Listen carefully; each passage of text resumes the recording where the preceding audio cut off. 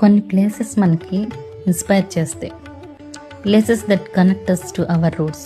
ఈరోజు I stepped in to a world of colours, culture and craftsmanship. Dastkar handicraft exhibition.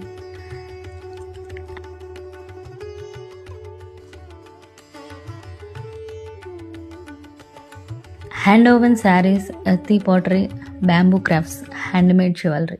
ఒక్కో స్టాల్లో ఒక్కో artist heart work ఉంది.